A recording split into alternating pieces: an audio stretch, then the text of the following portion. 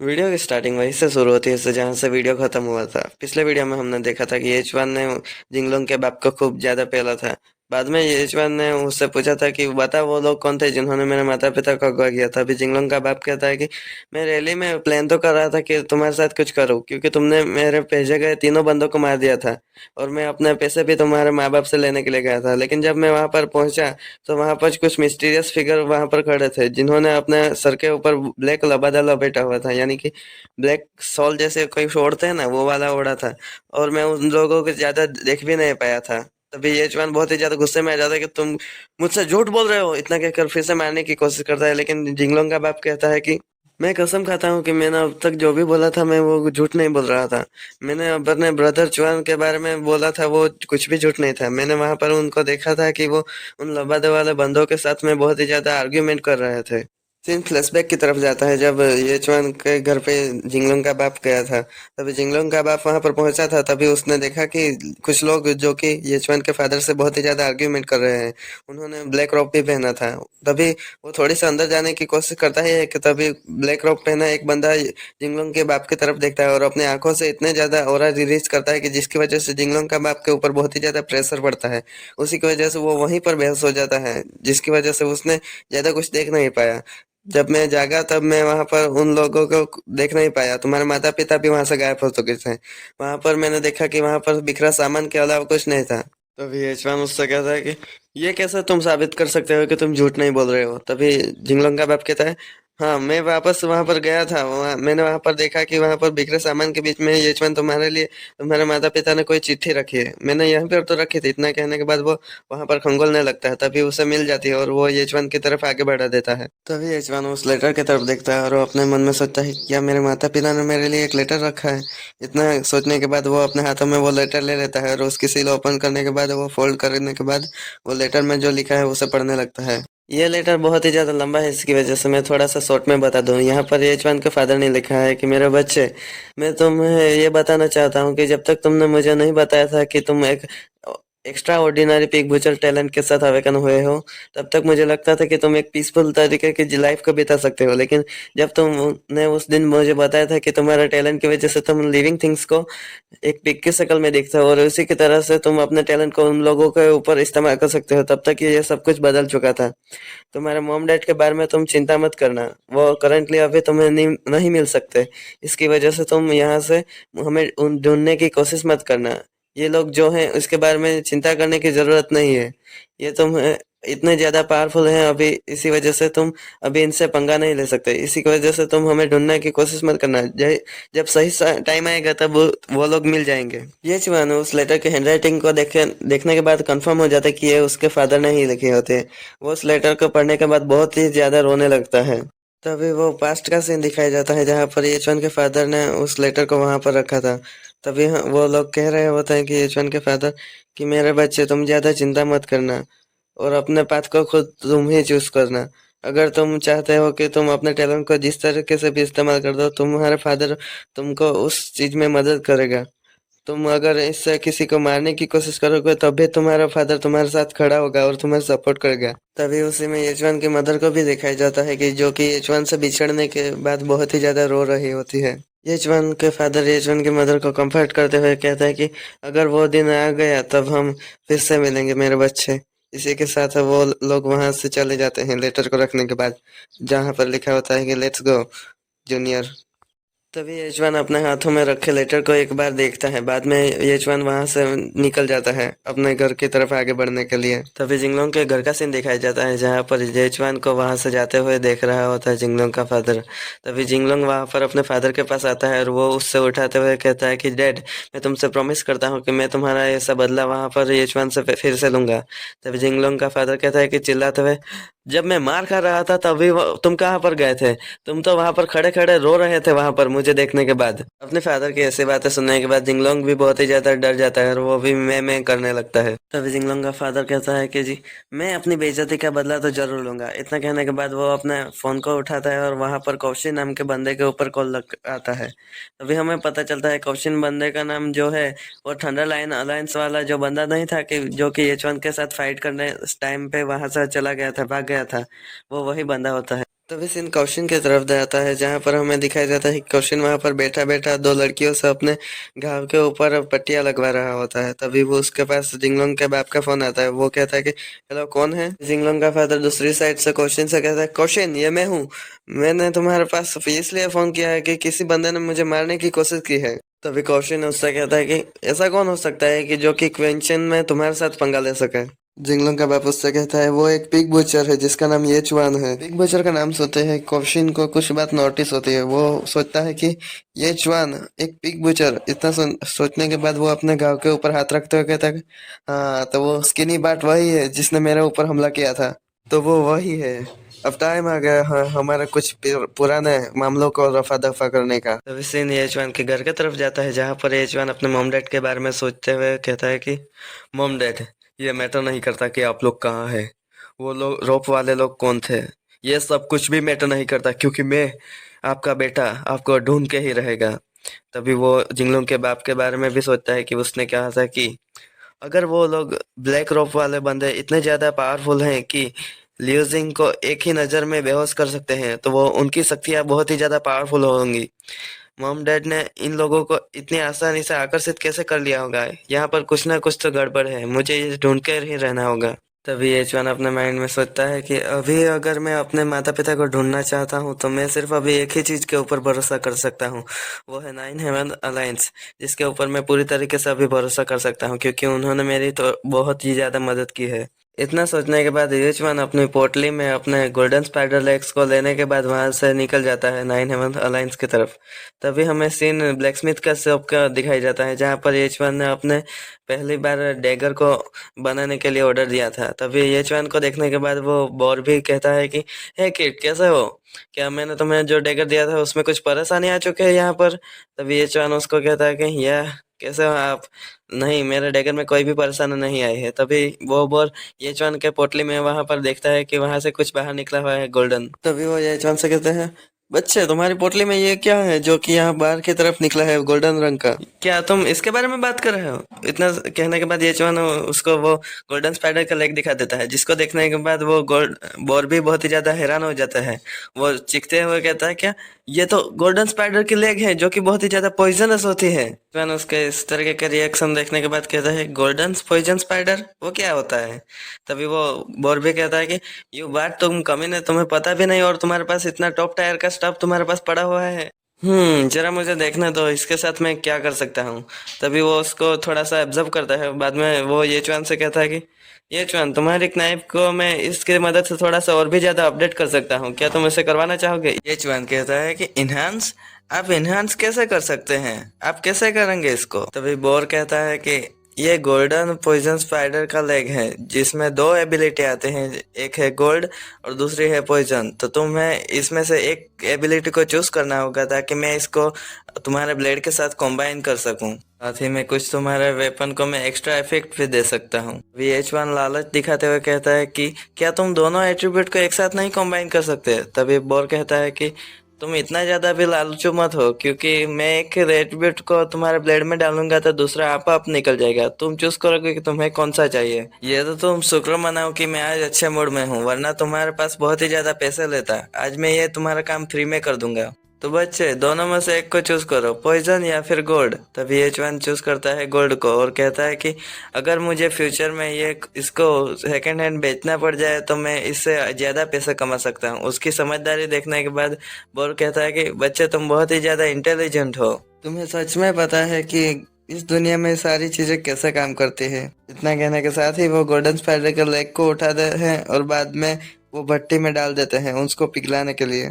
अपना काम करते टाइम उसके मुख पे बहुत ही ज्यादा अच्छी स्माइल थी, क्योंकि उसको पता है कि वो उसको हरदम इस तरीके के मटेरियल नहीं मिल सकते। बाद में वो येचवान के ब्लेड के ऊपर वो गोल्डन स्पाइडर लेग का लिक्विड डाल देता है, जिसकी वजह से उसके ब्लेड के ऊपर छन छन जैसी आवाज आने लगती है। बाद में ब्लेड में अच्छी तरह से स्किल को मिक्स करने के लिए वो अपने हथौड़े से बहुत ही ज्यादा गहरे वार करने लगता है। कुछ मिनटों के बाद का सीन दिखाया जाता है, जहाँ पर येचवान का ब्लेड तैयार हो चुका था। वहां पर हमें ब्लेड को दिखाया जाता है, जहां पर गोल्डन तरीके के स्ट्रिंग को दिखाया जाता है, जो कि येचवान के ब्लेड के साथ पूरी तरह से फ्यूज हो चुका था, जिसकी वजह से उसकी आकर्षकता बहुत ही ज्यादा बढ़ चुकी है। बच्चे तुम आज बहुत ही ज़्यादा लकी हो कि मैंने तुम्हारे लिए आज तुम्हारे ब्लेड को इन्हांस कर दिया। यूजुअली मैं 5 लाख येन से ज़्यादा चार्ज करता हूँ, वो भी इन्हांस करने के लिए। लेकिन आज तो मैंने तुम्हारे लिए घर पे ही इस तरीके के ब्लेड को फोर्ज कर दिया। ये बहुत ही ज़्यादा बड़ी बात है तुम्हारे लिए। ये जवान भी उनकी उदारता के लिए उनको थैंक यू कहता है। Thank you master. बाद में वो अपने दिमाग में है ब्लेड को पकड़ते हुए कहता है कि ये पहले से बहुत ही ज़्यादा हैवी लग रहा है मुझे। VH1 ब्लैक स्मिथ से कहता है कि मास्टर ये दिखने में तो बहुत ही ज़्यादा कूल लग रहा है, लेकिन ये सच में करता क्या है, इसके एट्रीब्यूट क्या है। तभी उसकी बातें सुनने के बाद वॉर मॉन्स्टर भी कहता है कि ये वेपन इन्हांसमेंट है, जहाँ पर वो उसके अटैक को पावर को बढ़ाने के लिए यूज में लिया जाता है। तुम्हारा गॉड है, इसी वजह से तुम्हारा क्रिटिकल चांस बहुत ही ज्यादा बढ़ जाता है मॉन्स्टर के ऊपर हमला करने टाइम। उनकी बातें सुनने के बाद ये एच वन अपने माइंड में सोचता है, क्या क्रिटिकल चांस बढ़ जाएगा? यह दिखने में तो बहुत ही ज्यादा कूल लग रहा है। मैंने शायद सही चॉइस की है, क्योंकि ये मेरे सिस्टम विंडो के साथ कंबाइन होने के बाद बहुत ही ज़्यादा पावरफुल हो सकता है, क्योंकि मेरी सिस्टम विंडो की मदद से मैं टॉप पे भी टॉप जा सकता हूँ। ब्लेड की ग्रिप कसते हुए वो अपने हाथों से बहुत ही ज़्यादा स्लेस लगाने लगता है, जिसकी वजह से वहाँ पर स्लेस का नज़ारा बन जाता है। वो स्लेस लगाते हुए आगे की ओर बढ़ने लगता है। वो सोचता है कि क्या ये बहुत ही ज़्यादा हल्का महसूस हो रहा है मुझे पहले से, क्योंकि मुझे लगता है कि इन्हांसमेंट की वजह से वे मेरा शरीर का हिस्सा ही है। इतने कहने के साथ ही वो आगे की ओर स्लेस मारते हुए बढ़ने लगता है। बाद में वो रुक जाता है। वो अपने इस तरीके की मॉन्स्टरस पावर को देखने के बाद वो खुद भी हैरान हो चुका था कि वो कितना ज़्यादा पावरफुल हो चुका है। तभी सिस्टम विंडो ओपन होती है और हमें दिखाया जाता है कि बुचक नाइफ इन्हांसमेंट कंप्लीट हो चुका है। उसका ग्रेड है लेवल 1। बाद में पैसिव स्किल दिखाई जाती है, जहाँ पर हमें पता चलता है कि 9 स्विंग मारने पर उसकी 10 स्विंग पर 200 डैमेज बढ़ जाएगा। बाद में उसका जैसे जैसे लेवल अप होगा तभी हमें पता चलता है कि उसका डैमेज भी इंक्रीज होगा और रिक्वायरमेंट इन्हांसमेंट भी कम हो जाएगी। अपनी इस तरीके की प्रोग्रेस के लिए ये मास्टर ताइजिंग को थैंक यू कहता है और कहता है कि आपको कभी भी मेरी जरूरत पड़े तो मुझे आप बुला लेना। इसका नाम ताइजिंग है, लेकिन ब्लैकस्मिथ या फिर बोर बोलने में आसानी होती है, उस वजह से मैं यही कहूँगा। तभी वो ब्लैकस्मिथ कहता है कि ये क्यों आना, ये कुछ जो भी मैं कर पा रहा हूँ वो तुम्हारी मदद से ही हो पा रहा है। इतना कहने के बाद वो येचवान को बाय कर रहा है। यहाँ पर एक ईस्टर एग है कि येचवान के फादर का नाम ही ये क्यूआन है। सीन शिफ्ट होता है और हमें सामने की ओर एक बहुत ही बढ़िया सुंदर सा पहाड़ दिखाया जाता है, जहाँ पर ऊपर एक टॉम बना हुआ होता है। वहां पर से नीचे की ओर सीढ़ियां आ रही होती हैं। वहां नीचे की ओर हमें दिखाया जाता है कि हमारा ये जवान वहां पर पहुंच चुका होता है। वो अपने माइंड में सोच रहा होता है कि मेरे माता पिता को ढूंढने में मुझे 9 हेवन अलायंस वाले जरूर ही मदद करेंगे। तभी ये जवान अपने माइंड में सोचता है कि तो ये है 9 हेवन अलायंस का बेस।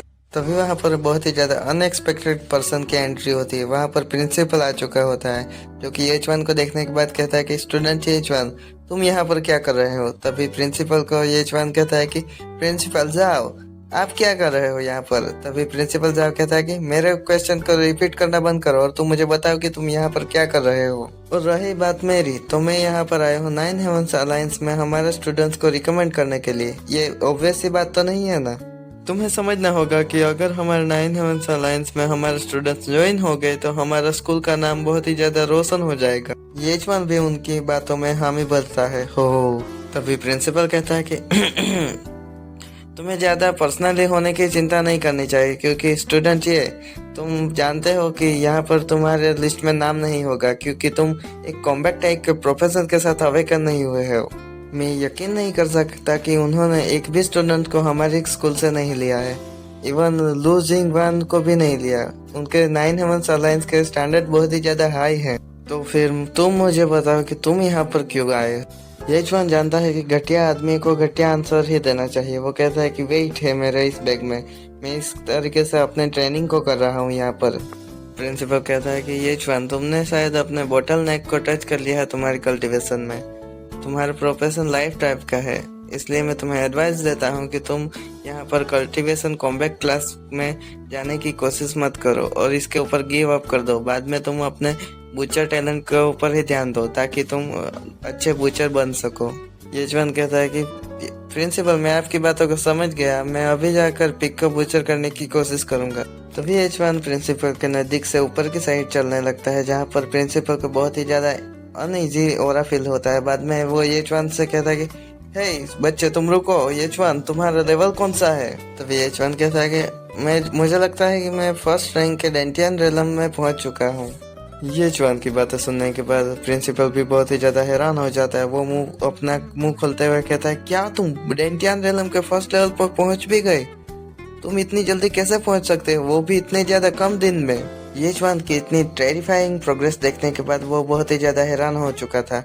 लून जिंग वांग की प्रोग्रेस भी इतनी ज्यादा तेज नहीं है, वो बहुत ही ज्यादा टैलेंटेड मानी जाती है, लेकिन ये जवान तो इससे भी ज्यादा ऊपर है।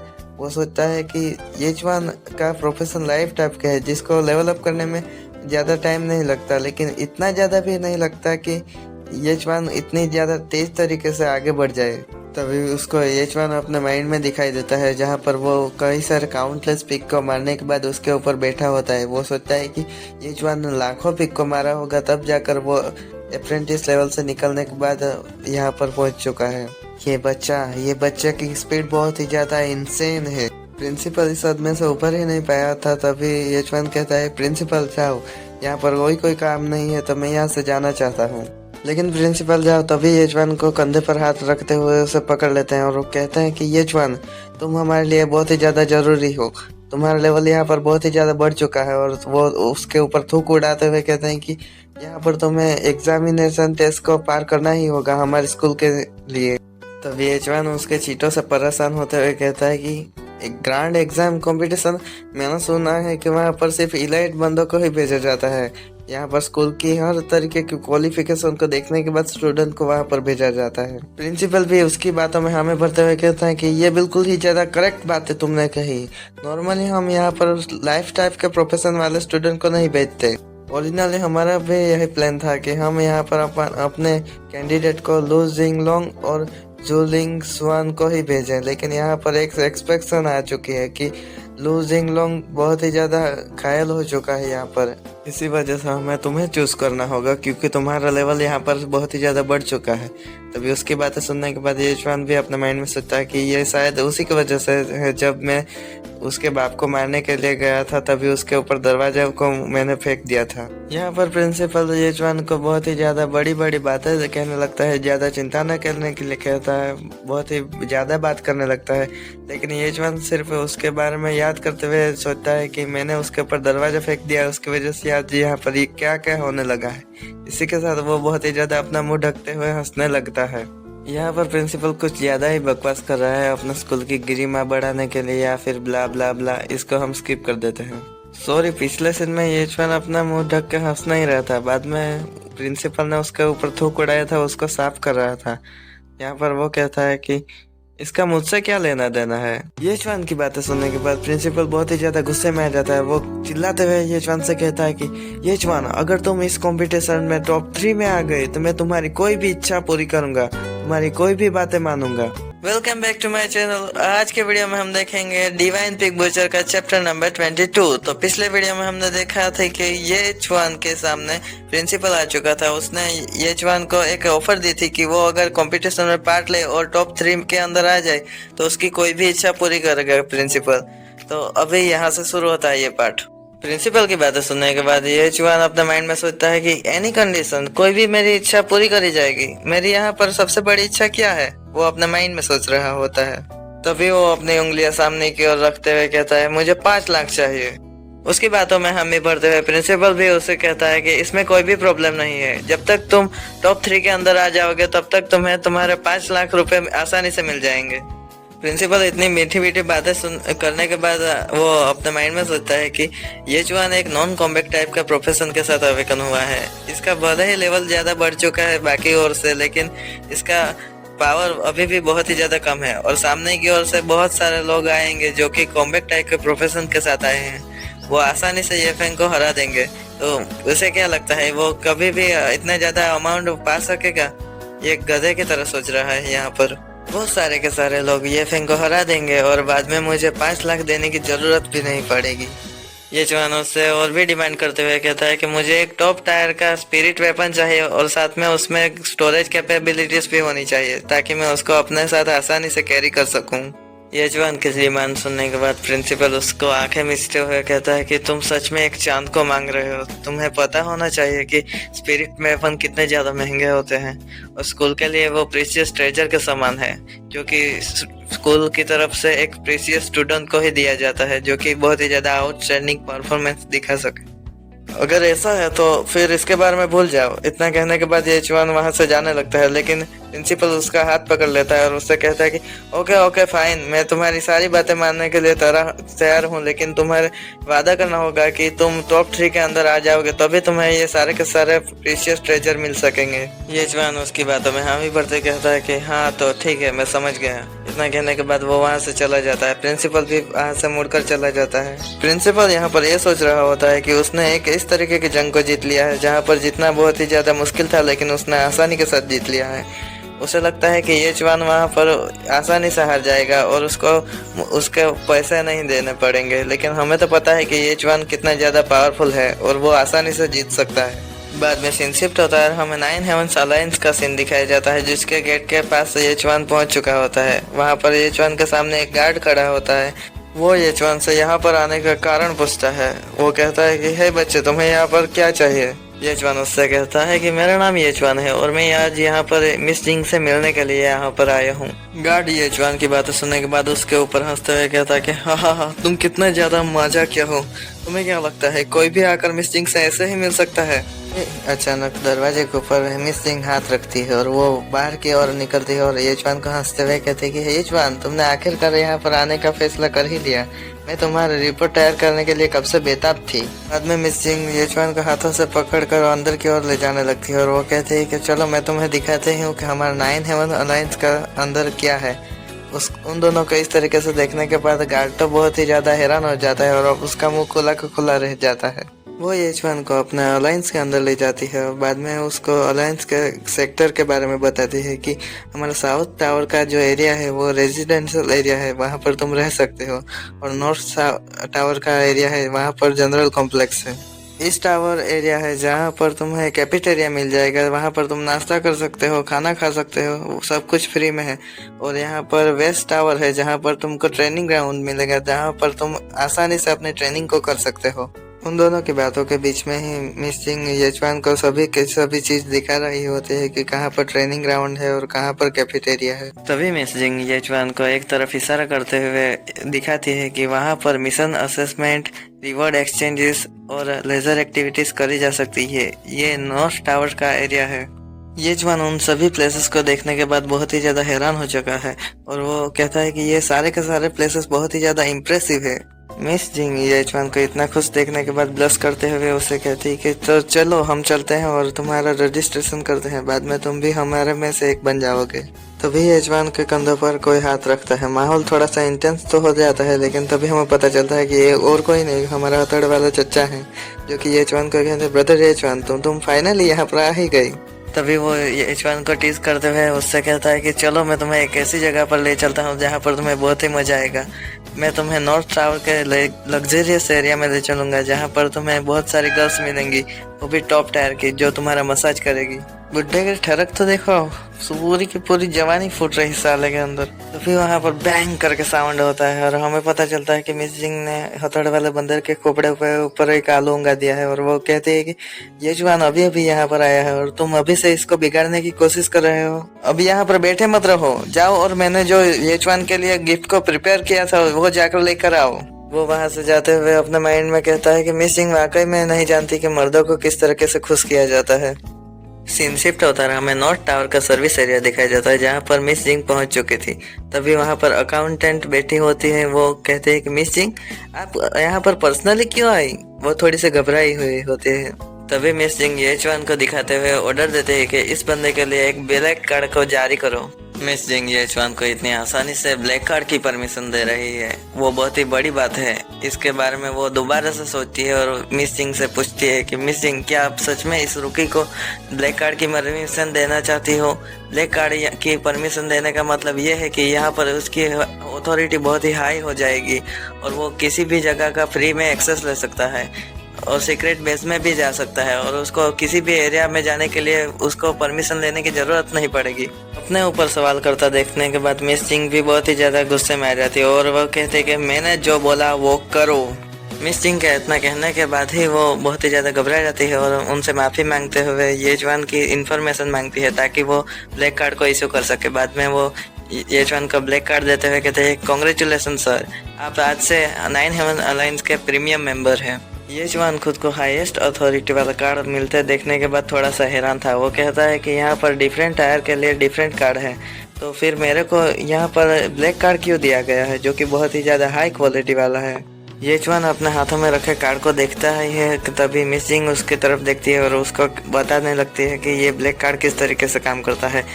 वो कहते हैं कि 9 हेवन अलायंस में सभी एक समान है, यहाँ पर सभी अपने अपने कंट्रीब्यूशन देते हैं। यहाँ पर सभी मिशन को कंप्लीट करने के बाद पॉइंट ऑन करते हैं जिसकी वजह से वो लोग आगे की ओर बढ़ते हैं और उनको एक अलग कार्ड मिलता है।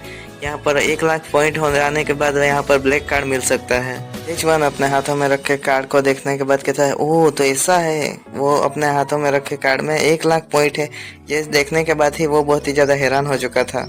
मिस जिंग यहाँ पर क्यूट हरकतें करते हुए येचवान को लुभाने की कोशिश करती है, लेकिन येचवान तो हमारा सख्त लौंडा है, इसी वजह से वो नहीं पिघलता। बाद में मिस जिंग यहाँ पर येचवान को कहती है कि मैंने यहाँ पर तुम्हें पर्सनली रिक्रूटमेंट किया है जिसकी वजह से यहाँ पर तुम बहुत ही ज़्यादा आगे बढ़ चुके हो और तुम्हें ब्लैक कार्ड मिला है। ये उसी का अंजाम है क्योंकि तुमने उस दिन मेरी मदद की थी वहाँ पर थंडर लाइन अलायंस वालों के सामने, तुमने लड़कर हमारे सामने बहुत ही ज्यादा योगदान दिया था। बाद में मिस जिंग थोड़ा सा और ब्लश करती है और येचवान को कहते हैं कि यहाँ पर नेचुरली ही तुम इतने ज्यादा क्वालिफाई तो हो कि तुम ब्लैक कार्ड को प्राप्त कर सको, लेकिन यहाँ पर ये बात इम्पोर्टेंट नहीं है।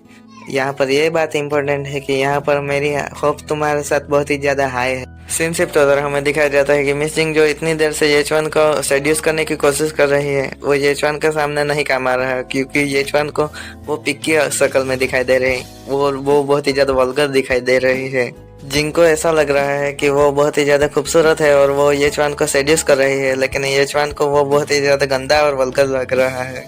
येचवान के चेहरे पर आप साफ देख रहे हो कि उसके दांत कसे हुए हैं। तभी उन दोनों की कॉन्वर्सेशन के बीच में वहाँ पर हथौड़े वाला बंदा आ जाता है और मिस जिंग चिल्लाते हुए आता है जिसकी वजह से वो दोनों आपस में से छूट जाते हैं और मिस जिंग को दिखाया जाता है जो कि बहुत ही ज़्यादा ब्लश कर रही है और येचवान के माइंड का सीन दिखाया जाता है जहाँ पर वो येचवान सोचता है कि ये बिल्कुल भी ज़्यादा अच्छा नहीं लग रहा है मुझे। तभी वो येचवान के पास आता है और येचवान को कुछ स्क्रॉल्स और कुछ डब्बे देते हैं जिसके बाद वो कहता है कि ये रहा तुम्हारा वेलकम गिफ्ट क्योंकि आज से तुम हमारे नए मेंबर हो। वो येचवान के नजदीक आता है और बाद में येचवान के कानों में कहता है कि ये मिस जिंग के द्वारा प्रिपेयर किया गया सबसे बेस्ट प्रोडक्ट है। ये सब स्पेशली इतना ज़्यादा लग्जरियस है कि ये आज तक ये किसी को नहीं मिला और ये तुमको मिला है, इसी वजह से ये बहुत ही ज़्यादा लग्जरियस और प्राइसलेस है। येचवान उसकी बातों को टोकता नहीं लेकिन उसकी बातों के ऊपर ध्यान नहीं देता और स्क्रोल की तरफ देखता है। बाद में सीन शिफ्ट होता है, हमें दिखाया जाता है कि येचवान अपने आप को इतने सारे गिफ्ट मिले देखने के बाद मिस जिंग को थैंक यू करता है। मिस जिंग भी अपनी ब्राइट स्माइल के साथ उस थैंक यू को एक्सेप्ट करती है। बाद में मिस जिंग उस हथौड़े वाले बंदे को कहते हैं कि आप अभी जा सकते हैं, अभी मैं येचवान को लेकर जा रही हूँ और रेजिडेंशियल एरिया को दिखाने वाली हूँ। बाद में सीन शिफ्ट होता है और हमें डार्क मैजिक पुल का दिखाया जाता है जहाँ पर येचवान और मिस जिंग पहुँच चुकी होती है। बाद में येचवान थोड़ा सा हैरान हो जाता है और बाद में मिस जिंग से कहता है मिस जिंग आपने ये नहीं कहा था कि साउथ टावर के अंदर हमें रेजिडेंशियल एरिया मिलेगा, अब तो यहाँ पर अलग जगह पर आ चुके हैं। वहाँ पर हम सामने की ओर देखते हैं कि वहाँ पर ब्लैक लिक्विड बह रहा होता है। बाद में मिस जिंग उसका जवाब देते हुए कहते हैं कि मुझे जहाँ तक पता है कि मैंने देखा था कि तुम अपनी पिछली फाइट में बहुत ही ज्यादा घायल हो चुके थे, क्या मैंने सही देखा था ना? इसी वजह से मैं आज तुम्हें यहाँ पर लाई हूँ। इस पुल के अंदर बहुत ही ज्यादा हीलिंग प्रॉपर्टीज है जिसकी वजह से तुम्हारे ऊपर जो भी चोट लगी होंगी वो मिट जाएंगी और तुम यहाँ पर फिर से स्वस्थ हो जाओगे, तो ज्यादा देरी मत करो और तुम यहाँ पर आ जाओ अंदर की साइड। बाद में सीन शिफ्ट होता है, हमें दिखाया जाता है कि मिस जिंग ने अपने स्विम सूट पहन लिया होता है। उसे बिकनी बोलते हैं लेकिन मैं घर पे हूँ इसी वजह से मैं नहीं बोल सकता, लेकिन बोल दिया तो चलो ठीक है। इसी के साथ ये वीडियो खत्म होता है और आप मांगा पैनल को देखो, look at this paddy amazing. और इसी के साथ ये वीडियो खत्म होता है और मिलते हैं नेक्स्ट वीडियो में, तब तक के लिए take care, bye bye, goodbye, sayonara.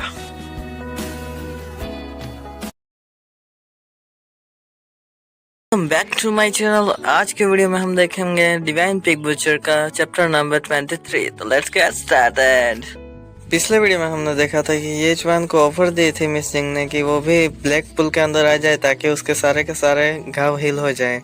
उसकी बातें मानते हुए येचवान भी पुल के अंदर आ जाता है मिस जिंग के साथ ही, लेकिन मिस जिंग उसे देखने के बाद थोड़ी सी शर्मा जाती है। बाद में वो येचवान की तरफ अपनी तिरछी नजर से देखती है, थोड़ा शर्माते हुए। बाद में वो येचवान के करीब आती है और उसकी छाती के ऊपर लगे घाव के ऊपर हाथ रखते हुए वो कहती है कि ये घाव नया है, क्या तुम लास्ट फाइट से बचकर भाग रहे थे लास्ट नाइट को? येचवान उससे दूर हट जाता है और उससे कहता है कि ये केयरलेस हो गया था मैं थोड़ा सा, इसकी वजह से ये लगा है, तुम्हें ज्यादा चिंता करने की जरूरत नहीं है। बाद में मिस जिंग उससे कहते हैं कि मैं तुम्हारा वाकई में शुक्रिया अदा करना चाहती हूँ, क्योंकि तुम्हारी वजह से ही आज हमारे पास विंड एंड फायर ऐप की स्किन आई है। अगर तुम वहाँ पर उस दिन नहीं होते तो थंडर लाइन अलायंस वाले हमसे वो विंड एंड फायर ऐप की खाल को छीन लेते। उसकी बातें सुनने के बाद ये फेंग अपने माइंड में सोचता है कि अगर तुम वाकई में मुझसे थैंक यू करना चाहती हो तो तुम मुझसे जितना दूर हो सके उतना दूर रहो। येचवान मिस जिंग को इसी वजह से दूर रखना चाहता है क्योंकि येचवान को वो एक पिग की शक्ल में दिखाई दे रही है और वो बहुत ही ज्यादा अनकंफर्टेबल येचवान को लगता है इसी वजह से। तभी मिस जिंग येचवान के स्क्रॉल और वो डब्बे की तरफ उंगली का इशारा देते हुए कहते हैं कि तुम इसको अभी के अभी खोलो और यहाँ पर इस्तेमाल करो। डार्क पूल में तुम इसका इस्तेमाल करोगे तब तुम्हारी ट्रेनिंग में बहुत ही ज़्यादा एफिशिएंसी आ जाएगी और तुम और भी ज़्यादा तेजी के साथ कल्टीवेशन कर पाओगे। बाद में येचवान उस बॉक्स को खोलता है जहाँ पर उसको एक मेडिसिन पिल मिलती है, जिसको देखने के बाद येचवान थोड़ा सा हैरान होता है। बाद में वो अपने हाथों में लेता है, तभी पीछे से मिस जिंग उससे कहती है कि इसे तुम खा लो, इसकी मदद से तुम बहुत ही ज़्यादा स्ट्रांग बन जाओगे और तुम्हारी कल्टीवेशन स्पीड भी बहुत ही ज़्यादा फास्ट हो जाएगी। येचवान उस मेडिसिन को देखने के बाद बहुत ही ज़्यादा हैरान हो चुका था। वो कहता है कि आखिरकार यह क्या है? तभी वो अपने माइंड में सोचता है कि ये एग्जैक्टली उसी तरीके का है जैसे पिग की कमोदी के ऊपर होता है वो। येचवान को मेडिसिन को इतना ज़्यादा घूरते हुए देखने के बाद मिस जिंग अपनी टंग को बाहर निकलते हुए हंसते हुए उससे कहती है कि तुम ज़्यादा चिंता मत करो और तुम इसको खा लो, बाद में तुम इसका इफेक्ट को देखोगे। मिस जिंग की बातों को ऊपर येचवान भरोसा करते हुए उसको खा लेता है। बाद में उसको टेस्ट बहुत ही ज़्यादा बढ़िया लगता है। वो कहता है अपने माइंड में कि इसका स्वाद तो वाकई में अच्छा है, इसका स्वाद तो चॉकलेट की तरह है। तभी वहाँ पर येचवान कुछ देखने के बाद बहुत ही ज़्यादा हैरान हो जाता है। तभी हमें पता चलता है कि येचवान के अंदर से बहुत ही ज़्यादा टेरिफाइंग ऑरा रिलीज होने लगता है, जिसकी वजह से मिस जिंग भी हट जाती है दूर। तभी येचवान उससे कहता है कि आखिरकार यहाँ पर हो क्या रहा है? येचवान की परेशानी को दूर करते हुए मिस जिंग उससे कहती है कि एक डेमन पिल है जिसको हमारे 9 हेवंस अलायंस की मदद से रिफाइन किया गया है और यहाँ पर हमारे टॉप टायर का एल्केमिस्ट की मदद ली गई है। हम इसको 6 महीने में सिर्फ और सिर्फ एक ही पिल को बना सकते हैं। बाद में वो मेडिसिन के इफेक्ट के बारे में बताते हैं कि ये परमानेंटली तुम्हारे फिजिकल कॉन्स्टिट्यूशन को बढ़ा सकती है। बाद में ये तुम्हारे कोर को भी बहुत ही ज़्यादा स्काई रॉकेट कर सकती है, जिसकी वजह से तुम्हारे कोर की मदद से तुम बहुत ही ज़्यादा आसानी के साथ और तेज़ी के साथ अपनी कल्टीवेशन को बढ़ा सकते हो। सारी बातें करते टाइम मिस जिंग बहुत ही ज़्यादा ब्लश कर रही होती है और येचवान से काफ़ी ज़्यादा इम्प्रेस हो चुकी थी यहाँ पर। तभी वहाँ पर सिस्टम विंडो ओपन होती है और हमें दिखाया जाता है येचवान का रेलम, जो कि होता है फर्स्ट रैंक एडेंटियन रेलम। बाद में उसकी स्ट्रेंथ 120 के साथ बढ़ चुकी है, एजिलिटी 120 के साथ बढ़ चुकी है, स्पिरिट 120 के साथ बढ़ चुकी होती है। ये देखने के बाद येचवान अपने माइंड में सोचता है कि ये 120 पॉइंट यहाँ पर इंक्रीज हो चुके हैं, ये बहुत ही ज़्यादा इंसेन बात है। बाद में येचवान अपना दूसरा आइटम को ओपन करता है जो कि होता है एक स्क्रॉल, जिसको इस्तेमाल करने के साथ ही येचवान को एक नई स्किल मिलती है। वहाँ पर हमें दिखाई देता है कि हाई लेवल स्किल येचवान को मिल चुकी है जिसका नाम है गोल्डन बेल शील्ड, जो कि पैसिव स्किल होने के कारण वो कॉन्स्टेंटली चालू ही रहती है, जो कि कोई भी एक फेटल ब्लो को येचवान के ऊपर लगने से रोक सकती है। अगर किसी कारण से वो शील्ड टूट जाती है तो वो 12 घंटों के बाद ही इस्तेमाल करी जा सकती है वापस। तभी येचवान के सिस्टम विंडो में नया प्रॉम्प्ट आता है कि उसकी गोल्डन बेल शील्ड अब एक्टिवेट हो चुकी है। बाद में सिनशिप तथा येचवान को दिखाया जाता है जिसके चारों तरफ बहुत ही ज़्यादा गोल्डन ऑरा गैदर होने लगता है, जिसकी वजह से येचवान के शरीर के ऊपर बहुत सारे एंशिएंट वर्ड उभर आते हैं जो कि येचवान की शील्ड होते हैं। येचवान खुद को इतना ज़्यादा प्रीशियस ट्रेजर मिलते देखने के बाद थोड़ा सा हैरान था। तभी मिस जिंग उसकी हैरानी को दूर करते हुए कहती है कि तुमने अपनी पिछली फाइट में गोल्डन स्केल सॉफ्ट आर्मर को खो दिया था, जिसकी वजह से आज तुम्हें यहाँ पर 9 हेवन अलायंस की मदद से तुम्हें यह स्क्रॉल दिया गया है, जिसकी वजह से ये शील्ड तुमको उसका कॉम्पेंसेशन के रूप में मिली है। यशवंत थोड़ा सा सोचता है, बाद में मिस चिंग से कहता है, मिस चिंग आप बहुत ही ज़्यादा उदार और दयालु हो, मुझे तो ये भी नहीं पता कि आपका धन्यवाद मैं कैसे करूं। तो यशवंत की बातें सुनने के बाद मिस चिंग पीछे की ओर जाती है और पत्थर के ऊपर लेटते हुए थोड़ी सी सिडक्टिव अंदाज में यशवंत से कहती है कि मुझे विंड एंड फायर ऐप की स्किन की मदद से फायर रेजिस्टेंट आर्मर बनाने में लगभग 1 महीना लगेगा। 1 महीने के अंदर तुम इतने ज़्यादा पावरफुल तो बन ही जाओगे कि खुद का वजन को उठा सकोगे और बाद में ब्लेड किंग के साथ फाइटिंग में हमारा साथ दोगे। मिस जिंग को यशवंत सवाल पूछता है कि मिस जिंग हमारे यहाँ पर कुछ लोगों के साथ ही यहाँ पर सक्सेस होने के चांसेस कितने हैं। मिस जिंग और भी ज़्यादा सडक्टिव अंदाज में यशवंत से कहती है कि हमारे चांसेस 10% से भी बहुत ही ज़्यादा कम है। यशवंत उसकी बातें सुनने के बाद परेशान होते हुए मिस जिंग से कहता है कि इसका मतलब ये नहीं है कि हम सीधा सीधा मौत के मुंह में जा रहे हैं। Miss Singh by the way आप तो एक लीडर की बेटी है, 9 हेवंस अलायंस के लीडर की बेटी है, तो आप इतना बड़ा रिस्क अपने सर पे क्यों ले रहे हैं। तभी मिस सिंह बहुत ही ज्यादा सीरियस टोन में यशवंत से कहते हैं, बिकॉज मैं एल्डेस्ट डॉटर हूँ 9 हेवंस अलायंस के लीडर की, इसलिए ये मुझे पर्सनली ही करना होगा। मैं अपने फादर की साइड में हमेशा के लिए छुपा नहीं रहना चाहती, मैं खुद को प्रूव करना चाहती हूँ मेरे सेल्फ को, और अगर मैं ऐसा नहीं कर पाई तो मैं खुद को मारा हुआ देखने में कोई भी संकोच नहीं करूँगी।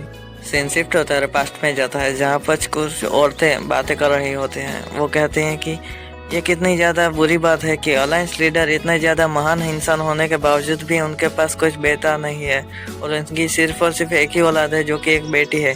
वो दिखने में भी बहुत ही ज़्यादा कमज़ोर और बहुत ही ज़्यादा बेवकूफ़ दिखाई देती है। तभी हमें पता चलता है कि मिस सिंह तभी छोटी थी और उनकी बातें सुनने के अलावा वो कुछ और कर भी नहीं सकती थी। उन लोगों को पता था कि मिस सिंह उनकी बातें सुनती है, फिर भी वो नाटक करते हैं कि चुप रहो, कोई हमारी बातें सुन लगा। मिस सिंह की बातें सुनने के बाद यशवंत भी पिछली बातें सोचता है कि जब मिस सिंह के साथ दगा हुआ था और वो स्पोर्ट्समैन ने उसको गाली दी थी कि वो इस तरीके की लड़की के साथ कभी भी नहीं रहना चाहेगा। तभी यशवंत मिस सिंह के इस ट्रेजिक पास के बारे में सोचते हुए अपने माइंड में कहता है कि मुझे लगता है कि मिस सिंह जो कि एक अलायंस लीडर की बेटी है, फिर भी वो समाज के इस कायदे कानून से नहीं बच पाई। सभी को अभी भी लगता है कि बेटे ही सब कुछ कर सकते हैं, इसी वजह से मिस सिंह हमेशा अपने आप को छोटा समझती है। यशवंत को इतना सोचता देखने के बाद मिस सिंह उससे कहती है, क्या तुम सच में डर चुके हो मेरे इस तरीके को पास्ट को सुनने के बाद। तभी मिस सिंह की बातों को टोकते हुए यशवंत उससे कहता है कि मेरे माता पिता ने मुझे ये नहीं सिखाया है कि मैं किसी को प्रॉमिस करने के बाद यहाँ से चला जाऊँ। मेरे माता पिता ने यह सिखाया है कि मैं अगर किसी को प्रॉमिस करूँ तो उसका साथ मैं हमेशा हमेशा के लिए दूँ। तभी मिस सिंह यशवंत की तरफ देखती है और बहुत ही ज़्यादा कातिलाना अंदाजे के साथ उससे कहती है कि मैं यकीन के साथ कह सकती हूँ कि तुम बहुत ही ज़्यादा अच्छे लड़के हो, और यकीन के साथ ये भी कह सकती हूँ और तुम्हारे साथ बेट भी लगा सकती हूँ कि तुम अभी भी वर्जिन हो। और यहाँ पर मैंने कुछ भी ऐड नहीं किया है, यहाँ पर सच में वर्जिन ऐसा ही लिखा है। तभी मिस सिंह यशवंत से लिपट जाती है और यशवंत से कहने लगते हैं कि अगर हम इस ड्यूरिंग रेड में मर जाते हैं तो तुम्हारी इच्छा बच जाएगी। अगर तुम्हारे अंदर कोई भी इच्छा बची है तो मैं इसको पूरा करने की पूरी कोशिश कर सकती हूँ। तभी हम देखते हैं यशवंत उससे बचने की कोशिश कर रहा है, उसे दूर करने की कोशिश करता है, लेकिन तभी यशवंत बहुत ही ज्यादा गीगा चैट मोड में आते हुए कहता है कि सॉरी, लेकिन मैं यहाँ पर मर नहीं सकता। तभी उसके पीछे हमें दिखाई देता है कि मिस सिंह सुअर की शक्ल में दिखाई दे रही है। बाद में यशवंत उसको झटकने के साथ ही पुल के बाहर निकल जाता है और हमें दिखाई देता है कि यशवंत के छाती पर जो चोट लगी थी वो मिट चुकी है। बाद में यशवंत जाते हुए मिस सिंह से कहता है कि मेरे पास अभी भी कुछ ऐसी चीजें हैं जिसको मुझे फिनिश करना होगा। सीन शिफ्ट होता है और मिस सिंह को दिखाया जाता है जो कि यशवंत के इस तरीके को बर्ताव को देखने के बाद बहुत ही ज्यादा हैरान हो चुकी थी। उसको लगा था कि यशवंत को वो आसानी से अपने कंट्रोल में ला सकती है, लेकिन यशवंत ने उसको झटक कर वहां से चला गया।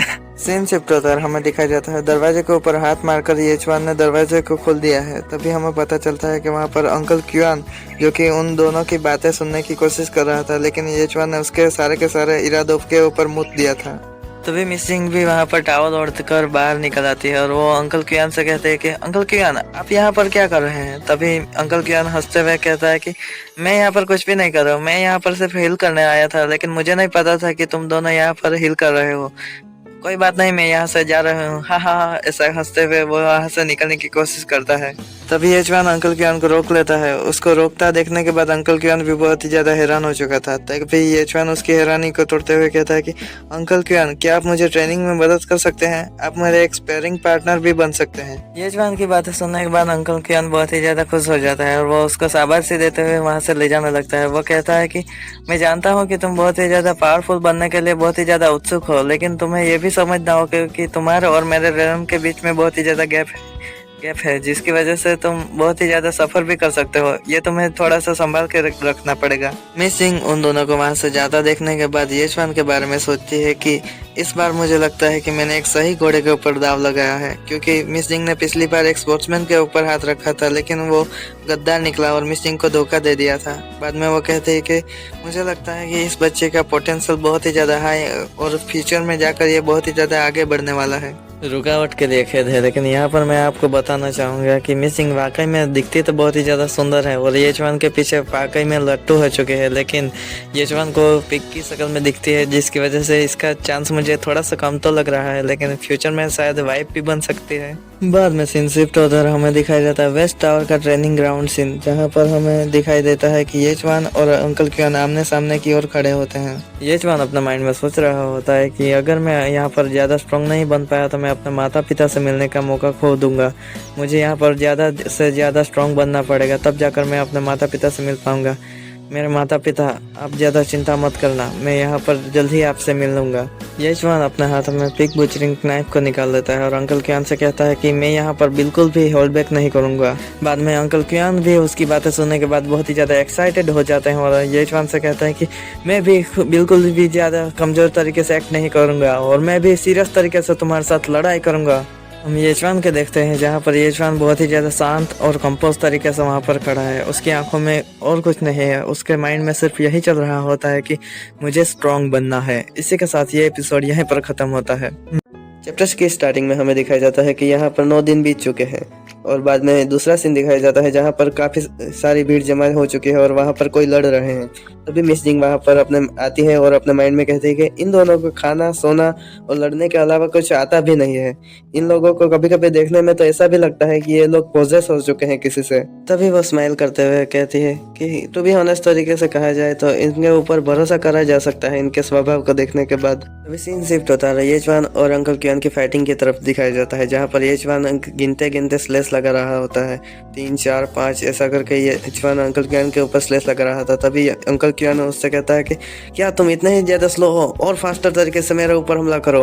तभी येचवान भी उसके ऊपर 6 कहने के बाद अटैक कर देता है बहुत ही तगड़ी तरीके से। अंकल क्यूआन तभी देखते हैं कि येचवान के ऊपर अटैक करने के लिए एक ओपनिंग दिखाई दे रही है। तभी वो अपना अटैक को घुमाते हुए येचवान के ऊपर करने लगते हैं। तभी येचवान अपने ग्रेट फॉलिंग स्टार अटैक कर देता है, जिसकी वजह से उसके चारों तरफ गोल्डन ऑरा रिलीज होने लगता है और अंकल क्यूआन भी उसके ऊपर हमला कर देते हैं। उन दोनों के क्लैश के बीच में हमें दिखाया जाता है कि बहुत ही बड़ा एनर्जी का ब्लास्ट हो चुका है। येचवान के इस तरीके की टेरिफाइंग पावर को देखने के बाद अंकल क्यूआन अपने माइंड में सोचते हैं कि ये बात बिल्कुल भी मेरे हमलों को डोज नहीं कर रहा और मैं इसके ऊपर पूरी तरीके से ऑल आउट हो चुका हूँ, फिर भी ये बिल्कुल भी ज़्यादा पीछे नहीं हटा। ये क्या है? हमले की तरफ देखने से ऐसा लग रहा था कि येचवान यहाँ पर हार चुका है और उसकी सील टूट चुकी है। तभी सीन शिफ्ट होता है और हमें दिखाया जाता है कि येचवान अभी भी हारा नहीं और वो अपने ब्लेड के अंदर वो ऑरा को रिलीज करते हुए उसके अंदर बहुत सारी एनर्जी को एब्जॉर्ब कर रहा है और सामने की ओर हमला कर देता है, जिसकी वजह से अंकल क्यूआन भी बहुत ही ज़्यादा हैरान हो चुके थे और दांत पीसते हुए अपने माइंड में कहते हैं कि शिट, ये बच्चा बिल्कुल भी होल्ड बैक नहीं कर रहा और येचवान उसके ऊपर हमला कर देता है, जिसकी वजह से अंकल क्यूआन को भी उसे रोकने में बहुत सारी परेशानी हो चुकी थी। येचवान की ब्लेड को दिखाया जाता है, जहाँ पर येचवान की ब्लेड में अभी भी ऑरा गैदर हो रहा था, जिसकी वजह से सीन शिफ्ट होता है। हमें दिखाया जाता है कि चारों तरफ स्टेडियम के हाहाकार मच चुका था येचवान और अंकल क्यूआन की फाइट को देखते हुए। तभी वहाँ पर कुछ लोग बात कर रहे थे कि ये दोनों बिल्कुल ही मॉन्स्टर की तरह लग रहे हैं, ये कितने ज़्यादा स्ट्रॉन्ग है। तभी दूसरा बंदा कहता है कि ये बच्चा, ये तो एक रुकी है और इसने अभी कुछ दिनों पहले ही अपने टैलेंट को अवेकन किया था ना। ये तो अंकल क्यूआन के साथ ऐसा लड़ रहा है जैसे लगता है कि ये कुछ खिलौने के साथ लड़ रहा हो। उन दोनों की फाइट किस तरफ सीन दिखाया जाता है, जहाँ पर अंकल क्यूआन अभी भी खड़े हैं और येचवान उसके सामने बैठा हुआ है। ऐसा लग रहा है कि अंकल क्यूआन जीत चुके हैं और येचवान हार चुका है, लेकिन तभी कुछ अनएक्सपेक्टेड होता है। अंकल क्यूआन का जो हथौड़ा था वो टूट जाता है। अपने हथौड़े को इस तरीके से टूटा देखने के बाद अंकल क्यूआन भी बहुत ही ज़्यादा हैरान हो जाते हैं। बाद में वो चिल्लाते हुए गुस्से में येचवान से कहते हैं कि तुम लेटर बाद तुमने कहा था कि तुम सिर्फ ट्रेनिंग के लिए मेरे साथ स्पार करोगे, तुमने यह नहीं कहा था कि तुम मेरे हथौड़े को भी तोड़ दोगे। अब तुम्हें इसके लिए पैसे पे करने पड़ेंगे। येचवान थोड़ी सी शर्म दिखाते हुए कहता है कि अंकल क्यूआन, मुझे माफ़ कर दीजिए, लेकिन मेरा चेहरे की तरफ मेरी पॉकेट भी बिल्कुल ही खाली है, इसलिए मैं आपके हथौड़े के लिए पे नहीं कर सकता, मेरे पास पैसे नहीं है। तभी मिस सिंह पीछे से चिल्लाकर उन दोनों से कहती है कि फाइट करना बंद करो और तुम दोनों यहाँ पर खाने के लिए आ जाओ। बाद में मिस सिंह को दिखाया जाता है जो कि बहुत ही ज़्यादा कैजुअल लुक में अपने साथ टिफ़िन बॉक्स लेने के बाद वो सामने की ओर से आ रही थी। बाद में क्यूआन को दिखाया जाता है जो कि अपने माइंड में सोच रहा होता है कि येचवान के लास्ट स्ट्राइक में इतना ज़्यादा पावर थी कि उसने मेरे स्पिरिट वेपन को भी तोड़ दिया, जो कि टॉप टायर का स्पिरिट वेपन था। ये राउंड मेरे लिए सबसे ज़्यादा हार्ड रहा। बच्चे की स्ट्रेंथ एब्सोल्युटली अनमैच्ड और टेरिफाइंग है। तभी येचवान को दिखाया जाता है जो कि मिस जिंग से कह रहा होता है कि मिस जिंग, आज आप हमारे लिए क्या टेस्टी खाना लाई हैं। बाद में सिस्टम विंडो का पैनल दिखाया जाता है जहां पर लिखा होता है कि येचवान का लेवल 3rd रैंक के डेंटियन रेलम में पहुंच चुका है। उसकी स्ट्रेंथ 140 से बढ़ चुकी है, एजिलिटी 140 से बढ़ चुके हैं, उसकी स्पिरिट 140 से बढ़ चुके हैं। Grace upgrade to level 2। Passive skill यहाँ पर 8 स्विंग जब मारेगा तब उसका 9 स्विंग 220 का डैमेज देगा। 220 मीन्स 220%। यहाँ पर लिखा है क्रिटिकल डैमेज इंक्रीज हो जाएगा उसकी स्विंग्स के साथ। बाद में फैंटम शैडो स्टेप लेवल 3 तक पहुँच चुका है और वगैरह वगैरह देखते हैं। ब्लड शैडो बूचर टैलेंट भी लेवल 3 तक पहुँच चुका है। इसी के साथ हम ये जान सकते हैं कि येचवान ने यहाँ पर आने के बाद बहुत ही ज़्यादा कड़ी ट्रेनिंग की है, जिसकी वजह से इसका पावर बूस्ट बहुत ही ज़्यादा बढ़ चुका है यहाँ पर। तभी अंकल क्यूआन रोते हुए मिस जिंग से कहने लगते हैं कि मिस जिंग, मैंने अपना हथियार को खो दिया। इस बच्चे ने, कमीने ने स्पारिंग के बहाने मेरे हथियार को तोड़ दिया। अब मैं क्या करूं? मिस जिंग हंसते हुए कहती है कि मैं तुम्हें बाद में स्पिरिट वेपन के आर्मर में ले जाऊंगी जहां पर से तुम अपने लिए एक हथियार को चुन सकते हो, इसलिए तुम ज़्यादा चिंता मत करो। चिंता करना छोड़ दो और चलो चलो जल्दी, मैं तुम्हारे लिए खाना लाई हूँ और खा लो। तभी उन दोनों को दिखाया जाता है जो कि अपने सामने इतना बढ़िया बढ़िया खाना देखने के बाद बहुत ही ज़्यादा हैरान हो जाते हैं। हमें दिखाया जाता है कि उनके सामने बहुत ही अलग अलग टाइप के वैरायटी के साथ खाना को परोसा गया है, जिसकी वजह से वो दोनों हैरान हो जाते हैं और उनका मुंह खुला के खुला रह जाता है। तभी मिस जिंग उन दोनों को खाता देखने के बाद येचवान के बारे में कहती है कि मैं बता सकती हूँ कि अब ये बच्चा बहुत ही ज़्यादा स्ट्रांग हो चुका है। मे बी हम लोग अब स्वॉर्ड किंग के ऊपर रेड करने के लिए तैयार हो चुके हैं। अगर किसी को पता नहीं है तो मैं बता दूँ, ब्लेड किंग वही आदमी है जिसके ऊपर वो लोग रेड बनाने के बाद उसके ऊपर हमला करना चाहते हैं और उसका टाइटल को लेना चाहते हैं। इसी वजह से येचवान को उन दोनों ने रिक्रूट किया था 9 हेवन अलायंस के अंदर। तभी येचवान भुक्कड़ की तरह खाते हुए कहता है कि मुझे बाय द वे यहाँ से निकलना होगा, कल मैं यहाँ से जाना चाहता हूँ। तभी येचवान की बातें सुनने के बाद वो दोनों भी हैरानी से उसकी तरफ देखते हैं और वो कहते हैं कि तुम कहाँ जाना चाहते हो येचवान। तभी येचवान के गाले में खाना फंस जाता है और वो छाती पीटने लगता है। बाद में वो वरी ना करते हुए कहता है कि मैंने प्रिंसिपल के साथ एक सौदा किया था, जिसकी वजह से मुझे वहाँ पर जाने के बाद कंपटीशन में पार्ट लेना होगा, इसी की वजह से मैं यहाँ से जाना चाहता हूँ। और हाँ, ज़्यादा चिंता करने की ज़रूरत नहीं है, एग्जाम के ख़त्म होने के बाद मैं यहाँ पर वापस आ जाऊँगा, कुछ ही दिनों की बात है। येचवान की बातें सुनने के बाद अंकल क्यूआन बहुत ही ज़्यादा हैरान हो जाते हैं। बाद में वो येचवान के हाथ पकड़ लेते हैं। बाद में वो उससे कहने लगते हैं कि येचवान, क्यों तुम यहाँ से जाना चाहते हो? तुम्हें क्या यहाँ पर रहना पसंद नहीं है? कुछ दिनों से हम दोनों ने स्पार किया है, जिसकी वजह से मैं तुम्हें बहुत ही ज़्यादा पसंद करने लगा हूँ। क्या तुम यहाँ पर रुक नहीं सकते? हम फिर से कल स्पार करने की कोशिश करेंगे, हम स्पार करेंगे फिर से, हम बहुत ही ज़्यादा मेहनत करेंगे और बहुत ही ज़्यादा पावरफुल हो जाएंगे। ये सीन देखने के बाद मैं कुछ और ही समझ रहा हूँ, लेकिन आप भी समझ जाना है। तभी अचानक धम करके आवाज़ आती है और हमें दिखाया जाता है कि अंकल क्यूआन के सर पर फोड़ा बन चुका है, जो कि मिस जिंग ने किया है। मिस जिंग बाद में उससे कहते हैं कि यहाँ पर पुलिस चीज़ें करना बंद कर दीजिए, यहाँ पर यह बिल्कुल भी अच्छा नहीं लगता कि आप जैसे आदमी येचवान के सामने इस तरीके की बातें करो और येचवान के लिए इतनी ज़्यादा डिफिकल्टी को बढ़ाएं। बाद में मिस जिंग येचवान के पास आती है, उसके कंधों पर हाथ रखते हुए उसको सलाह देते हुए कहती है कि रास्ते में बिल्कुल ही केयरफुल तरीके से जाना, यहाँ पर बिल्कुल भी हर्ट मत होना और हम तुम्हारा इंतज़ार करते रहेंगे। बाद में सीन शिफ्ट होता है और एक दिन के बाद का सीन दिखाया जाता है जहाँ पर येचवान वहाँ से निकल जाता है और मिस जिंग और अंकल क्यूआन उसका बाय बाय करते हैं। तभी मिस जिंग और अंकल क्यूआन का सीन दिखाया जाता है जहाँ पर हम मिस जिंग को अंकल क्यूआन पूछते हैं कि मिस जिंग, आपको क्या लगता है? मुझे येचवान बहुत ही ज़्यादा पसंद है। ये बच्चा वाकई में बहुत ही ज़्यादा ताकतवर और उसकी ताकत भी बिल्कुल ही ज़्यादा असली है। आपको क्या लगता है अब क्या होता अगर हम उसको उस जगह पर ले जाते तो? तभी उसकी बातें सुनने के बाद मिस जिंग कहते हैं कि अगर हम फेंटियन वैली में से यहाँ पर जिंदा आ पाए हैं तो सिर्फ और सिर्फ वो येचवान की वजह से ही है। इसी के साथ येचवान प्रूव कर देता है कि हमारे साथ वो वहाँ पर जा सकता है। यहाँ पर किस जगह पर जाने की बात कर रहे हैं ये दोनों, ये बात साबित नहीं हुई है यहाँ पर, इसी वजह से मुझे भी नहीं पता। बाद में सीन शिफ्ट होता है, स्कूल एंट्रेंस का सीन दिखाया जाता है जहाँ पर येचवान और कुछ बच्चे स्कूल एंट्रेंस के पास खड़े होते हैं। तभी वहाँ पर एक लड़की किसी को देखने के बाद बहुत ही ज़्यादा हैरान हो जाती है और वो कहती है वो यहाँ पर आ चुकी है। तभी हमें दिखाया जाता है लू जिंगक्वान यहाँ पर आ चुकी है।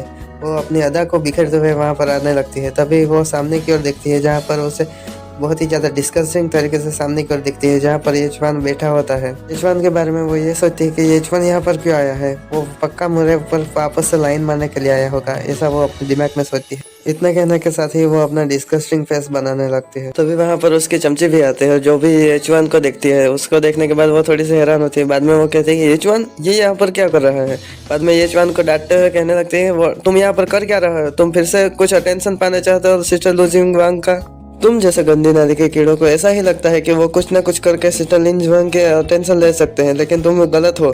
तुम्हें यहाँ से चले जाना चाहिए और कहीं पर छुप जाना चाहिए। उसकी इस तरीके की बातें सुनने के बाद लिनफेंग भी बहुत ही ज्यादा गुस्से में आ जाता है। वो गुस्से में अपना हाथ दीवार पर पटकता है, जिसकी वजह से वहाँ की दीवार भी टूट जाती है और वो कहता है, गेट लॉस्ट, यहाँ से चली जाओ तुम बेच। ये बात से येचवान बहुत ही ज्यादा गुस्से में आकर उसके तरफ हंसते हुए कहता है। येचवान का इस तरीके का बिहेवियर को देखने के बाद वो थोड़ी सी घबरा जाती है। वो अपने दांत पीसती है और पीछे की ओर लिनजवान के पास चली जाती है। बाद में वो येचवान से चिढ़ते हुए दूर जाते हुए कहती है कि दिखावा करने वाला क्लाउन, तुम जानते नहीं हो कि तुम यहाँ पर क्या कर रहे हो।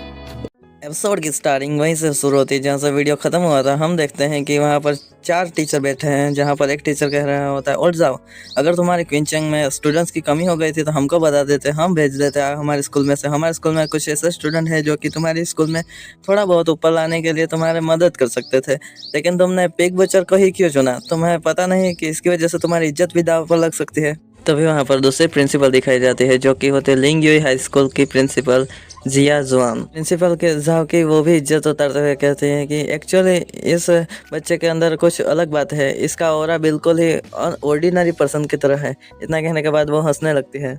बाद में हमें क्विनयांग हाई स्कूल का प्रिंसिपल दिखाया जाता है, जिसका नाम है वेन जुआंग लेई। इसका नाम थोड़ा सा कठिन है, इसकी वजह से माफ़ी मांगता हूँ कुछ गलत बोल दिया हो तो। वो भी प्रिंसिपल साहब का तंज कसते हुए कहता है कि ये डेफिनेटली डिफरेंट है एवरीवन से, क्योंकि इसका प्रोफेशन कॉम्बैट टाइप का प्रोफेशन नहीं है, बल्कि इसका प्रोफेशन तो लाइफ टाइप का है, एक पिग बुचर। इतना कहने के बाद वो भी बहुत ही ज़्यादा हंसने लगते हैं। उन सारे प्रिंसिपल के इस तंज भरी बातों को सुनने के बाद प्रिंसिपल साहब भी बहुत ही ज़्यादा परेशान हो जाते हैं। वो अपने माइंड में सोचते हैं कि येचवान, तुम्हें वाकई में मुझे प्राउड फील कराना ही होगा, यहाँ पर तुम कभी भी हार नहीं सकते। सीन शिफ्ट होता है, हमें टूर्नामेंट ग्राउंड का सीन दिखाया जाता है, जहाँ पर एक बंदा स्पेयर की मदद से अलग अलग करतब दिखा रहा होता है, यानी कि वो अपने टेक्निक का इस्तेमाल करके सामने की ओर दिखा रहा होता है। बाद में वो खड़ा रह जाता है। बाद में वो येचवान का ओपोनेंट अपने माइंड में कहता है कि एक 8 रैंक के अप्रेंटिस के साथ डील करना इतना भी ज़्यादा मुश्किल नहीं है। अगर सामने लाइफ टाइप का प्रोफेशन हो तो ये और भी आसानी से हो जाता है, क्योंकि उसके पास कोई भी कॉम्बैट टाइप का प्रोफेशन का स्किल नहीं होगा। इसी के साथ वो हंसता है और वो येचवान के बारे में सोचते हुए कहता है कि येचवान, तुम मुझे गलत मत समझना, तुम खुद को गलत समझो, क्योंकि तुम यहाँ पर फाइट करने के लिए आ चुके हो और तुम्हारे पास कोई भी कॉम्बैट टाइप का प्रोफेशन का स्किल भी नहीं है। इन सारी बातों के बीच में वो बंदा अपने स्पेयर टेक्निक को दिखा रहा था, जिसकी वजह से येचवान को अच्छा लग रहा था। इसकी वजह से वो ताली बजाता है और वो इस बंदे को शाबाशी देता है कि तुम्हारी स्पेयर टेक्निक बहुत ही ज़्यादा स्मार्ट है। फिर बात है कि इस बचकानी हरकतों को देखने के बाद रेफरी भी बहुत ही ज़्यादा परेशान हो जाता है और वो उससे कहता है कि क्या तुम यहाँ पर कूल बनने की कोशिश कर रहे हो, मेरा समय बर्बाद मत करो और सामने की ओर जाओ और लड़ो। बाद में स्पेयर वाला बंदा अपना स्टैंस को लेता है और वो कहता है कि हाँ राइट, मैं करता हूँ। इतना कहने के बाद वो थोड़ी सी स्ट्रेचिंग करने के बाद कहता है, ब्रदर तुम मुझे ब्लेम मत करना, ब्लेम करो खुद को, क्योंकि तुम एक पिग बुचर हो। इतना कहने के साथ ही वो हमला करने के लिए येचवान की तरफ आगे बढ़ने लगता है। येचवान की तरफ देखते हैं जहाँ पर उसने बहुत ही आसानी के साथ अपनी गर्दन को टेढ़ा करते हुए स्पेयर को डॉज कर लिया है और अपने एक नॉर्मल मुक्के के साथ उस बंदे के थोबड़े के ऊपर एक पंच जड़ देता है, जिसकी वजह से हम देखते हैं कि उसका जबड़ा पिचक जाता है और उसके सारे के सारे दांत निकल आते हैं और वो दूर जाकर गिरता है और एक ही पंच के अंदर वो नॉकआउट हो जाता है और एक अनाउंसमेंट सुनाई देती है कि विनचेंग हाई स्कूल यहाँ पर जीत चुके हैं, येचवान विनर है। इसे देखने के बाद सभी के सभी प्रिंसिपल बहुत ही ज़्यादा हैरान हो जाते हैं और वो प्रिंसिपल जहाँ भी बहुत ही ज़्यादा खुश हो जाता है और वो कहने लगता है कि हाँ और हंस के दिखाओ मेरे ऊपर। प्रिंसिपल जाओ भी लाइक कैसी रही और नीचा दिखाओ पिग बुचर को। हमारा पिग बुचर कोई मामूली पिग बुचर नहीं है, वो गोट टायर का पिग बुचर है। हालांकि ये माना जा सकता है कि ये बंदा आगे जाकर बहुत बड़ा प्रोफेशन वाला बंदा नहीं बन सकता, लेकिन अपने साथ इस तरीके के पावर हाउस को रखने के कारण ये बंदा मामूली बंदों के सामने तो एक भगवान के बराबर है। मामूली बंदों को हराना इसके लिए केक के फेंके हुए टुकड़े के समान है। येचवान की इस तरीके के टेरिफाइंग पावर को देखने के बाद सभी अपनी बातों के ऊपर पछतावा फील करते हैं। बाद में वो लेडी इंस्ट्रक्टर भी कहते हैं कि ट्रूली ये बहुत ही ज़्यादा इम्प्रेसिव है, मैंने कहा था कि ये बहुत ही ज़्यादा स्पेशल है। यहाँ पर दूसरा प्रिंसिपल कहता है कि हाँ एक पिग बुचर ये कितने अफसोस की बात है कि इस बच्चे के पास कॉम्बैट टाइप का प्रोफेशन नहीं है, वरना इसके पास कॉम्बैट टाइप का प्रोफेशन होता तो ये वाकई में बहुत ही ज़्यादा प्रतिभाशाली बच्चा होता और उसके पास बहुत ही ज़्यादा रिस्पेक्ट भी होती है। वो प्रिंसिपल येचवान की मूवमेंट के ऊपर ध्यान देते हुए अपने माइंड में सोचता है कि ये बच्चे की मूवमेंट उस टाइम में इस तरीके की थी कि जिसमें कोई भी फॉल्ट और फ्लो नहीं था। वो बहुत ही स्मूथ और आसानी के साथ मूवमेंट की गई थी और उसने जो पंच बनाया था उसके अंदर ज़्यादा पावर भी नहीं लगाई थी। ऐसा लग रहा था मानो कि उसने अपना एनर्जी का इस्तेमाल ही नहीं किया था। वो इसकी ब्रूट स्ट्रेंथ थी जिसकी वजह से उसने उस बंदे को हरा दिया। मुझे लगता है कि अगर वो अपने स्ट्रेंथ का इस्तेमाल करे तो वो हाई रैंक के प्लेयर को भी बहुत ही आसानी के साथ हरा सकता है। इन सारी चीज़ों को मद्देनजर रखते हुए ये बताया जा सकता है कि इस बच्चे की स्ट्रेंथ को अंडर एस्टिमेट बिल्कुल भी नहीं किया जा सकता। सीन शिफ्ट होता है, हमें एक प्रीटी लेडी को दिखाया जाता है जो कि अपने माइंड में सोच रही होती है कि मैंने अभी याद आया मुझे कि मुझे लिन ज्वान ने बताया था कि येचवान नाम का एक बंदा है जो कि उसको स्कूल के अंदर बहुत ही ज़्यादा परेशान करता था। तो फिर ये वही बंदा है जिसके बारे में उसने बताया था। तभी वो अपने साइड में खड़े बंदे से कहते हैं कि मैंने ह्यूमन हिस्टोरी में ऐसे बहुत सारे बंदों को दिखा है जो कि लाइफ ट्रैप के प्रोफेशन के साथ पैदा होते हैं और अपने भाग्यों को नीचा दिखाने की कोशिश करते हैं और अपने भाग्य के साथ लड़ बैठते हैं, लेकिन अंत में यही होता है कि वो हमेशा के लिए हार जाते हैं। उनको हमेशा के लिए हार ही नसीब होती है। तभी वो और कहते हैं कि ये एक अनदर बच्चा है जो कि अपने आप को कुछ ऊंचा ही समझ रहा है। टीचर क्वीन, इसके बारे में तुम्हें चिंता करने की ज़रूरत नहीं है, इसके ऊपर ज़्यादा दिमाग लगाने की ज़रूरत भी नहीं है। बाद में हमें स्क्रीन के ऊपर सीन दिखाया जाता है जहाँ पर क्विंगयांग हाई स्कूल के तरफ से आ रहे हैं जियाओ जीजी, जिसका प्रोफेशन है इंटरमीडिएट फायर क्लाउड मैच। बाद में हमारा क्विंचेंग हाई स्कूल के अंदर से आ रहा है हमारा डिवाइन पिग बच्चा यानी हमारा एमसी। सीन शिफ्ट होता है, हमें दिखाया जाता है आग का सीन जहाँ पर मुझे एक ही डायलॉग आ रहा है अमिताभ बच्चन का, आग का पूरा आग। ये चुवान का ओपोनेंट जियाओ जीजी अपने हाथों में आग को एक्टिवेट करने के बाद सामने की ओर से आ रहा था, लेकिन तभी ये चुवान उसके काफी ज्यादा नजदीक आ जाता है जिसकी वजह से जियाओ जीजी भी बहुत ही ज्यादा घबरा जाता है। बाद में ये चुवान उससे कहता है कि क्या ये पूरे दिन जलता ही रहता है, इससे तुम्हारा जलती नहीं है क्या? ये सुनने के बाद जियाओ जीजी बहुत ही ज़्यादा गुस्से में आ जाता है और ये चुवान के ऊपर बाद में वो उससे चिल्लाते हुए कहता है कि तुम मेरे साथ इस तरीके से बात मत करो, तुम इडियट, तुम्हें अभी पता चल जाएगा कुछ मोमेंट में कि ये जलता है या फिर नहीं जलता। ये सीन में हमें दिख गया है कि ये बंदा पिग की शक्ल में दिखाई दे रहा है, यानी हम लोग समझ चुके हैं कि ये चुवान के हाथों ये पक्का बहुत ही गंदी तरीके से पिटने वाला है। तभी वहाँ पर बुढ़ा टीचर प्रिंसिपल साहब से कहता है कि प्रिंसिपल साहब, तुम्हारे बच्चे का खेलना ख़त्म हो गया है अभी, क्योंकि हमारा स्टूडेंट जो कि अभी 9th रैंक के पे पहुंच चुका है और वो भी सिर्फ और सिर्फ 3 महीने में, अभी तुम्हारे स्टूडेंट की खेल नहीं। बाद में वो बहुत ही ज़्यादा ज़ोर ज़ोर से हंसने लगते हैं, लेकिन तभी वो थोड़ा सा शांत हो जाते हैं और बाद में वो कहते हैं कि हमारा स्टूडेंट अभी डेंटियन रिदम के अंदर प्रवेश करने के लिए बहुत ही ज़्यादा तत्पर है। तभी प्रिंसिपल वैंग से चाय उठाते हुए कहते हैं कि प्रिंसिपल वैन, शायद आपको पता नहीं होगा लेकिन हमारा स्टूडेंट ये चुवान ऑलरेडी डेंटियन रेलम में पहुंच चुका है, वो भी 3rd स्टेट के ऊपर। जिससे सुनने के बाद प्रिंसिपल वैन बहुत ही ज़्यादा घबरा जाता है और वो चिल्लाते हुए कहता है कि तुमने क्या कहा? 3rd रैंक के डेंटियन रेलम पे? क्या तुम मेरे साथ मजाक कर रहे हो? उसका इतना कहना है कि देर से तभी हमें पता चलता है कि वो बंदा हार चुका है और क्विंचेंग हाई स्कूल ये चुवान विनर हो चुका है। यह अनाउंसमेंट रेफरी के द्वारा कर दी जाती है, जिसको देखने के बाद वो बुढ़े के सर से पसीना टपकने लगता है। तभी वो अपने दिमाग में ये जवान और वो अपने हारे हुए स्टूडेंट के बारे में सोचते हुए कहता है कि क्या ये सच में बच्चा ये स्टूडेंट है, ये वही नहीं है जिसने इस साल अपने प्रोफेशन को अवेकन किया था। वहाँ पर दूसरी तरफ सीन दिखाया जाता है जहाँ पर क्विंचेंग एकेडमिक स्कूल की लड़की जू जिंग जॉन विन हो चुकी है क्योंकि उसने अपने ओपोनेंट को बर्फ में जमा कर हरा दिया है। तो फिर प्रिंसिपल जाओ की तरफ सीन दिखाया जाता है जहाँ पर वो अपने स्टूडेंट को इस तरीके से जीतता देख कर कहते हैं कि अगर ऐसे ही चलता रहा तो हमारा क्विंचेंग के पास 3 स्पॉट बन जाएंगे इस जगह पर जीतने के लिए। अगर हम इस तरीके से ही जीतते रहे तो हम यहाँ पर जीतने के लिए बहुत ही ज़्यादा अच्छी तरीके से क्वालिफाई हो जाएंगे। ये जवान की तरफ से तभी लिन जवान देखती है और वो कहती है कि ये जवान, तुम अपने आप को भाग्यशाली समझो कि एक ही एकेडमी के बंदों को लड़ना अभी फिलहाल के लिए तो मना है, वरना तुम पहले ही राउंड में आसानी के साथ हार जाते मेरे सामने। तो फिर लेडी प्रिंसिपल साहब से कहते हैं कि प्रिंसिपल जाओ, इतना जल्दी सेलिब्रेट करना भी अच्छी बात नहीं होती है। बाद में हमें स्क्रीन को दिखाया जाता है जहाँ पर हम देखते हैं कि लिंगुआन हाई स्कूल तरफ से आ रही हैं लू वेनर, जिसका प्रोफेशन है रेड टायर बर्जरकर वॉरियर। बाद में क्विंचेंग हाई स्कूल की तरफ से आ रहे हैं लू जिंगवान, जिसका प्रोफेशन है legendary ट्रायर snow soul swords immortal. बाद में हमें लुवेनर और अरेना का सीन दिखाया जाता है जहाँ पर लुवेनर अरेना के अंदर आती है। तभी हमें पता चलता है कि लुवेनर का साइज बहुत ही ज़्यादा छोटा है और वो एक बच्चे के समान है। लुवेनर अरेना के अंदर आने के बाद अपने ओपोनेंट के सामने झुक जाती है और उससे कहती है कि सिस्टर मेरे ऊपर थोड़ा इजी से वर्तन करना। तो विलियन जवान उससे कहते हैं कि मेरे ज़्यादा नज़दीक आने की कोशिश मत करो और एक्सपेक्ट भी मत करना कि तुम एक बच्चे हो, इसी वजह से मैं तुम्हारे ऊपर मर्सी दिखाऊंगी। मैं तुम्हारे ऊपर बिल्कुल भी मर्सी नहीं दिखाऊंगी और मैं अपनी पूरी स्ट्रेंथ के साथ तुम्हारे साथ लड़ाई करूंगी। तभी प्रिंसिपल की तरफ का सीन दिखाया जाता है जहाँ पर प्रिंसिपल लेडी प्रिंसिपल से कहता है कि तुमने यहाँ पर छोटी बच्ची को क्यों भेजा कंपटीशन में कम्पीट करने के लिए, ये तो 18 साल से भी छोटी लग रही है। तभी लेडी प्रिंसिपल कहते हैं कि ऑफकोर्स वो है। बाद में वो बहुत ही ज़्यादा क्रीपी स्मेल के साथ कहते हैं कि तुम अंडर एस्टिमेट करने की कोशिश मत करो उसको, वो लुवेनर हमारा लिंग हाई स्कूल की आखिरकार एक पार्टिसिपेंट है। इसी के साथ ये वीडियो यहीं पर ख़त्म होता है। मिलते हैं नेक्स्ट वीडियो में, तब तक के लिए take care, bye bye, goodbye और सायोनारा।